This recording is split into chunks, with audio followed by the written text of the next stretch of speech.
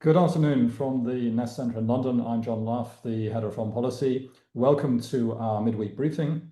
Our subject for discussion today is the latest signal from the Kremlin on how its war against Ukraine should end. At last week's St. Petersburg International Economic Forum, President Putin took part in an epic panel that lasted 4 hours. It had a few noteworthy minutes when he was asked about Ukraine. Putin said, and I quote in full, "I have stated on numerous occasions that in my view, the Russian and Ukrainian peoples are essentially one people. In that sense, we see Ukraine as ours." At the same time, the foundation for Ukraine's independence and sovereignty was clearly established in its 1991 Declaration of Independence, which explicitly states that Ukraine is to remain a non-aligned, non-nuclear, and neutral state. It would be constructive to revisit these core principles as they formed the basis upon which Ukraine gained its statehood. That is the first and most fundamental point. There is an old saying, not quite a proverb, but a long-standing principle. Wherever the foot of a Russian soldier steps is Russian land. End of quotation. This was new language and a step away from Putin's usual mantra of the need for Ukraine's denazification and demilitarization. The clear message was twofold. Firstly, if Ukraine continues to fight, it will simply lose more and more territory. And secondly, Russia is in no hurry to stop the war. The war will end when Ukraine and its Western allies accept that only Russia can win this war. With us today to discuss what these statements might mean for the course of the war and the situation they reflect in Russia, we are delighted to have Mikhail Kasyanov. Mikhail Mikhailovich was Russian Prime Minister during Putin's first term from 2000 to 2004. He began his career in Gosplan before moving to the Ministry of the Economy and later the Ministry of Finance in the 1990s. And he was appointed Minister of Finance by President Yeltsin in 1999. After 2004, after he left the office of the position of Prime Minister, he went into opposition politics and planned to run for the presidency in 2008. So that was until the Central Election Commission declared his candidacy invalid because of a typical problem with signatures. He left Russia in 2022 and is a member of the Anti-War Committee. Mikhail Mikhailovich, it's a great pleasure to have you with us. Before we start, just a quick message to our listeners. If you have a question, please put it in the chat. And I omitted to say at the outset, we have some technical issues today, so this midweek briefing will take the form of a podcast without the usual video. But before we start properly on our subject today, I really can't resist, in fact, asking you about your experience, what's nearly 25 years ago as Russian Prime Minister, your experience of dealing with Ukraine in particular. I spotted a photograph of you back in those days yesterday when you were speaking to Viktor Yushchenko in 2000, who was the Ukrainian Prime Minister at the time. What were the issues you were dealing with at that time? Good afternoon, John. Good afternoon, just your listeners. I'm happy to be in the program today. Yeah, that's long way ago, and long time ago, just that was absolutely different times. It was absolutely different Russia, because it was absolutely different Putin, and the government, of course, would be different. And that time we had very good relations with Ukraine. I would say we helped Ukraine to overcome problems. They faced with many problems, and Russia at that time was just as a leading country, building up democracy and market economy. Ukraine faced with many problems in economic development, first of all, just in, let's say, economic survival.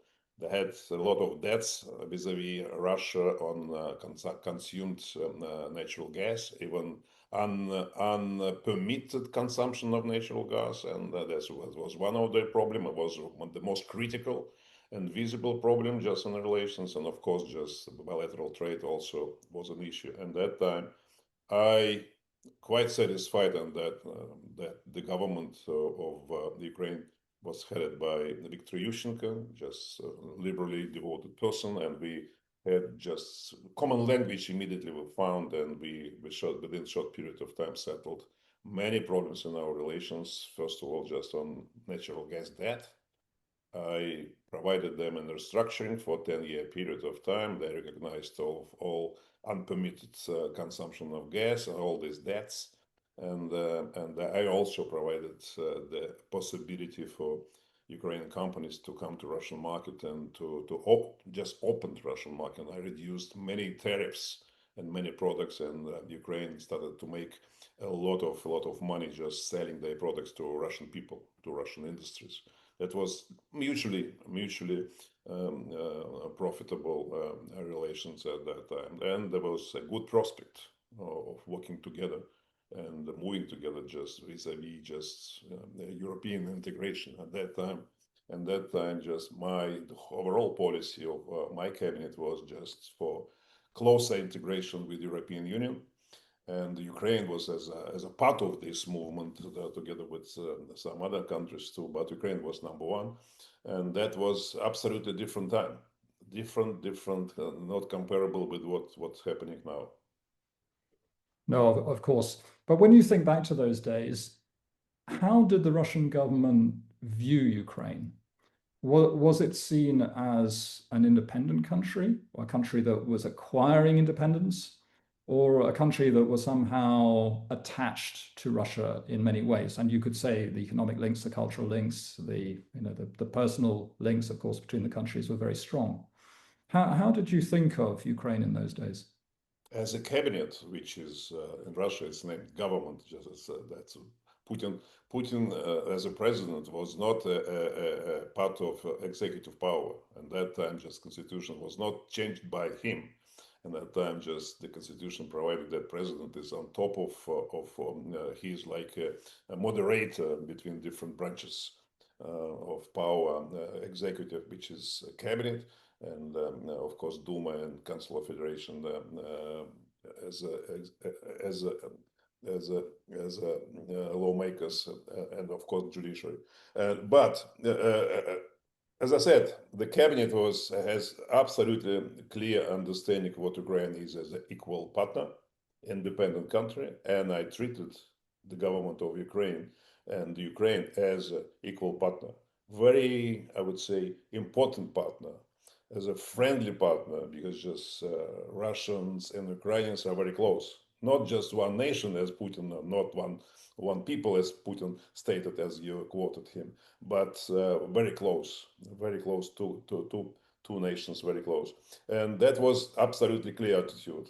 But as you ask in the question, I understand just you trying to find some kind of gap. There was a gap, because President Putin didn't believe, as I did, as the head of the government, Putin didn't believe that Ukraine should be treated equally, that he didn't believe that Ukraine and all other countries of former Soviet Union republics, just they are sovereign, I would say, full-fledged countries, independent, etc., etc. And in any discussions with me, he just expressed some kind of unsatisfaction that I was treating them just so equally and provided such a, I would say, I wouldn't say privilege, but I would say mutually beneficial terms and conditions on different agreements. But he didn't like this.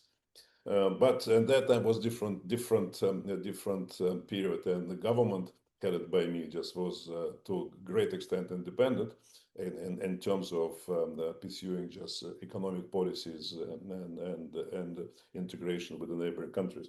That was the I wouldn't say publicly noticeable gap, but there was a different attitudes. Yeah, that's fascinating that you detected already that sensitivity towards Ukraine, if you will, on the part of Putin.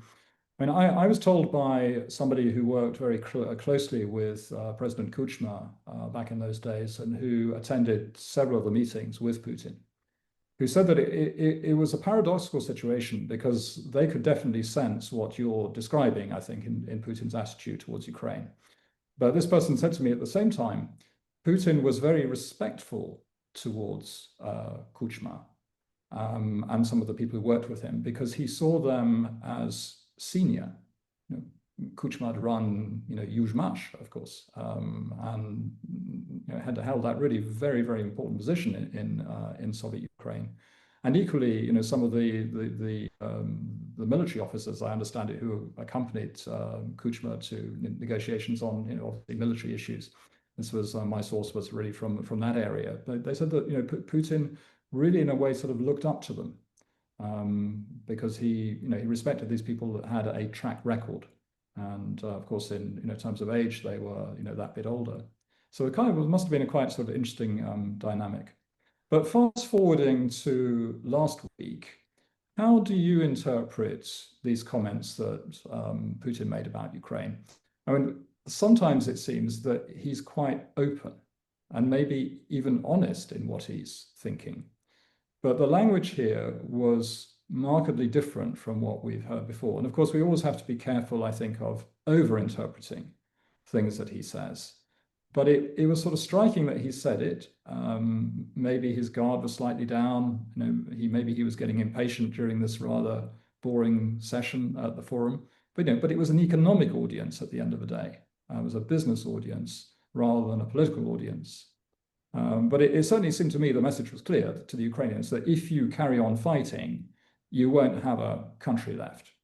But of course, we don't have any problem with an independent Ukraine, a sovereign Ukraine. We've always said that. He was sort of back into that rhetoric. But how do you interpret those comments? Yeah, John, first let me come back to just the comments you said about just the President Kuchma, President of Ukraine, President Kuchma, who was the chief of Yuzhmash, again, general director of Yuzhmash. And in fact, Putin respected all just people, I would say, chiefs of different level on that time, because just he appeared in the federal government for the first time. And he didn't quite understand just what is the situation for every minister in the past, and every, of course, general director of huge enterprises was quite important person from his perspective. And he appeared on a high level, and then started to change his attitude to all the people. But that was not surprising that he paid such a respect to Kuchma as a general director of Yuzhmash. But he also paid such respect to all other and Russian general directors of Russian big enterprises and ministers as well. Yeah, that is just make just a note. Talking about just his expression about just Ukraine.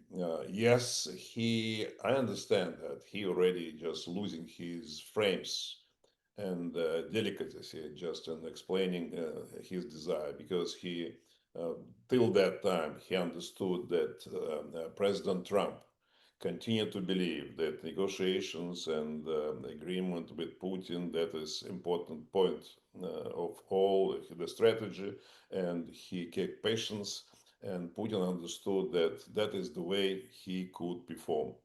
And that's why he started already to increase his influence and started pressing Ukraine more. And these statements that Ukraine and Russia, there's one nation, one people, that shows this. That is, and further on, his expression about Russian soldier and his boots on the ground, and that is also a confirmation of this. That's additional, I would say, the arrogant pressure on Ukrainian government and Ukrainian people. That is, I think today he is already in a completely different situation after all events happened after this Petersburg forum when he spoke about that. I think now just he has a different attitude to this, and I think maybe he even just I would say didn't like his statement at that time. But we'll see, because just I see how the situation started to change after the I would say the operation, American operation over Iran, and I think it's a different way. And the summit in Hague, NATO summit in Hague, that has a great importance. Great importance. If we read the declaration of the summit, we can find a lot of important things which changing and I'm sure already changed Putin's attitude to current situation in the world. So you think that he's in more of a hurry, that he's becoming more aggressive, putting more pressure on Ukraine because he sees that he has to act now? I mean, the NATO member states are going to take many years to sort themselves out. I mean, the European NATO member states and really significantly rearm. But obviously, the intention is there, and we're now into a cycle which, over the longer term, could be very damaging for Russia for obvious reasons.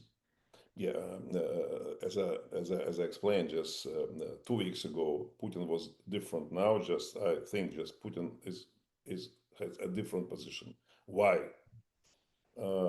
Because of attack on Iran, and this unprecedented way. Just people didn't expect this, and Putin didn't expect that Americans have such an opportunity to have such a strike. Secondly, just the summit statement that first reconfirmation, the reconfirmation of the commitment to Article 5 of NATO Charter of collective defense. And thirdly, just directly expressing that the main threat for NATO alliance is Russia and terrorism. Russia and terrorism. That is important thing. That's for the first time in the NATO documents such a direct expression about just the main threat for alliance.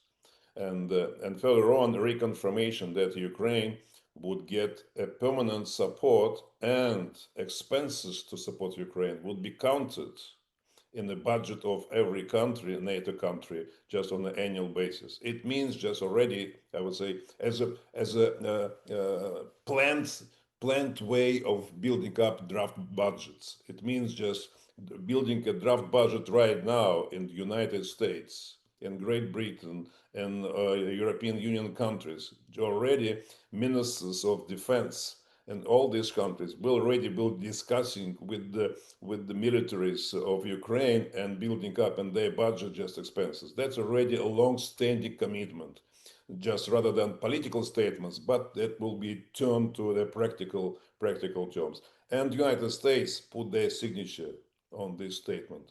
That is very, very important change. After Mr. Trump got a feeling that he can do something in the Middle East in particular, and that in general in the world, I think his attitude started to change. And Mr. Putin, of course, reads all these things, and just his mind already started to change, and he started to realize more of problems. We can talk about economy a little bit, just, but of course, situation is not stable at the moment. Yeah, well, it's interesting that Putin finds himself in a different situation. I mean, the NATO communique refers to Russia as a long-term threat. The language, I think, was very much toned down because the Americans don't want to, I think, close the door on contacts with Putin.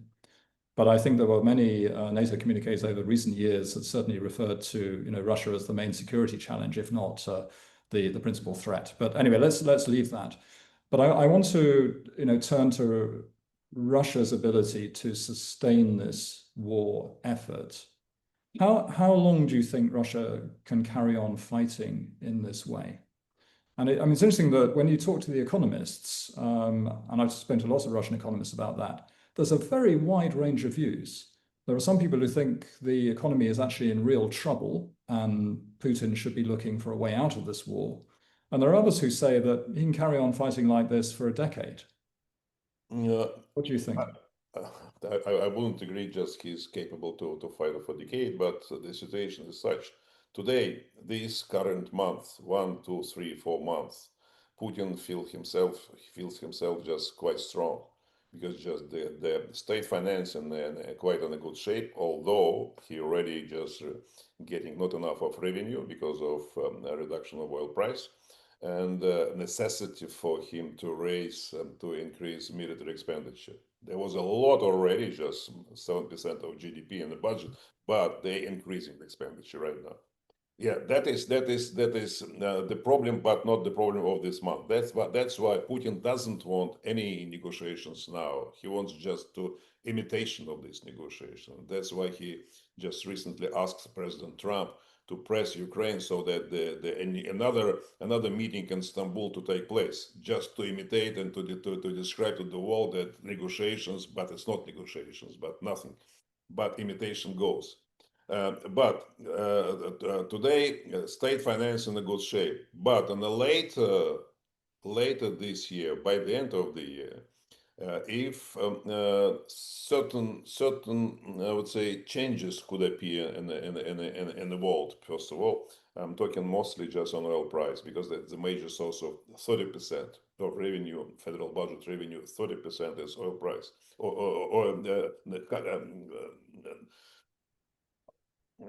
customs duties and taxes because of export of tax or of oil. Sorry, yeah, that's why for him it's very important. The budget was built up on the expectation to get oil price euros $70 per barrel. It would mean the expectation was just the Brent could be $80 per barrel. But today we see just a considerable reduction. It was 60, now just it was 73 about that.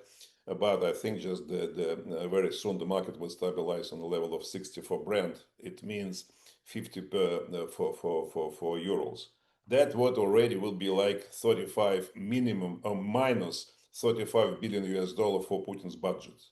$35 billion for Putin's budget. It means Putin spends approximately 150 billion US dollar for the war. But it was not tragic, but considerable reduction.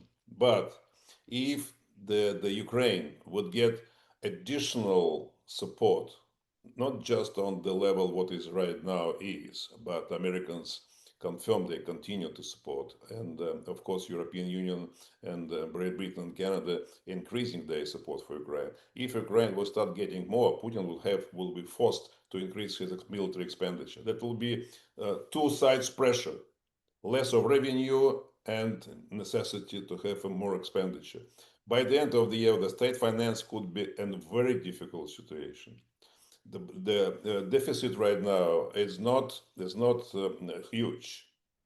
It's around 2% of GDP only, but they started to run already just the trajectory coming to 5% of GDP. 5% of GDP is also not great. It's another 35 billion US dollar. They can cover it by remaining what they have in the stabilization fund.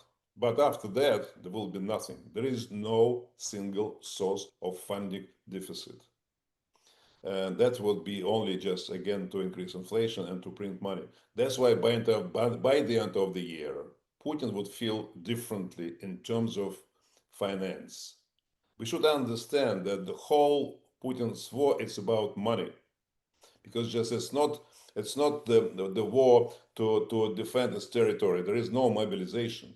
Every soldier in the battlefield, it's a soldier for money, and not only to produce tanks and different ammunition, but to fund just every soldier. That's a lot of 600,000 people just on the battlefield, and they require a lot of money. For Putin, the money, that's the main issue. That's why I'm saying pressure on him. That is the way how to press him to sit down and to properly negotiate, to be ready for concessions. Today he is not ready for concessions. He, even in an arrogant way, explaining more and more that and pressing Ukrainians, creating another threat just of occupying just more territories, etc. But the situation will be different by the end of the year. Okay, thank you. We've got a few questions to come in, and I think you've dealt with one of them actually already, from Roland Freudenstein, who's asking about what would it take to make Putin accept Ukraine as an independent state. Well, I think you've given the answer there, that there has to be a lot more pressure until we reach that point where he'll sit and negotiate in good faith. We have a question from German journalist Mikhail Bagfish. You said that Putin's behavior has changed lately. What does this mean regarding the war in Ukraine and potential attacks against NATO territory? How will Putin act now? Two different tracks just about Ukraine. I think just what my feeling is, we don't know just the result. Just after this statement of, summit communique, NATO summit communique first, and the strike, U.S. strike on Iran. I believe that Putin has a completely different situation right now. Not completely, but different. And already there is information that he sent a letter to Trump asking to conduct bilateral negotiations, Russia-US, and simultaneously asking to press Ukraine to continue have meetings in Istanbul, as I said, for imitation purposes. He believes that Trump could be different. And the recent statements by President Trump, they're already different. They already said just Putin already just fed up him of maximalistic requirements, etc., etc. Just situation started to change. That's what I believe, that Putin will continue to have war of attrition, believing that Ukraine would not survive and he would achieve much more than what he has now. But within a short period of time, just this situation could change. Talking about just potential aggression against the NATO country, I think this communique, just again, referring to that, I believe this communique changing his attitude and reconfirming the position, because it was important that United States just put their signature also under this communique, just went with the first article saying that they reaffirm their strong commitment to collective defense, Article 5 of the NATO Charter. That's important. That means just Putin would never try to do until he has just problems with Ukraine. If NATO and the United States would help Ukraine just and to achieve a lot of, I would say, progress. In this case, it would be Putin's attitude to try to test Article 5 in the future, which I believe that was one of his idea. I think this idea could completely disappear. That's what we have now. Just we should believe that a strong support of Ukraine, that is really the issue of national security of every country. That's what the communique also explains this. That is supporting Ukraine. It's contribute to security of every NATO country.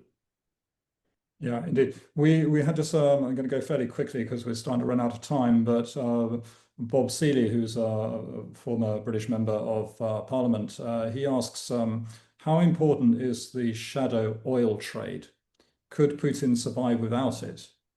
And will he use force to ensure the shadow fleet can sail out of the Baltic Sea?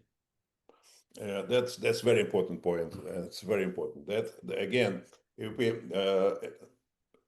I bringing back just attention that Putin just the war that's about finance.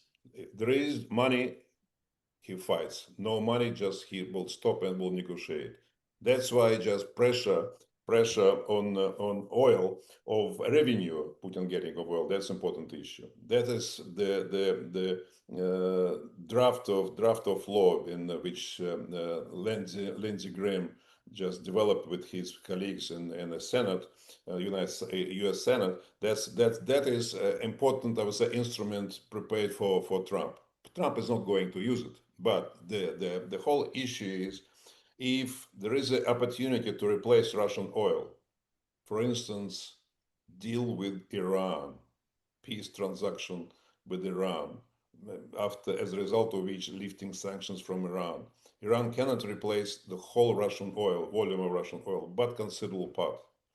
If Emirates, Saudis, and other would produce more, and America also too, just in general terms, there could be replacement of volumes of Russian oil. In this case, of course, the issue of fleet and control of pressure of gray fleet, that's important issue. In this case, the real pressure on Putin's ability to finance war would appear. 30% of the budget, that's the whole amount of what he spends for the war. That's why pressure on the fleet, if there is a oil price cap. Now the 60, and Putin just doesn't need to have great fleet. But if US joined the position of European Union to have the price cap down for 45, in this case, importance of controlling the gray fleet, that will be important. Without this, it will not work. Understood. Well, our time is up. Mikhail Mikhailovich, I want to thank you very much for joining us today. It's been really interesting to chat with you, and I hope that we can get you back at some point to comment further, because I do fear the situation is going to last actually a long time. This war is not going to come to an end anytime soon. All right. Thank you. Thank you Once again. Thank you also to our listeners today. It's been good to have you with us. Thank you for your questions. We'll be back next week at the same time. We look forward to seeing you then. Thank you very much indeed.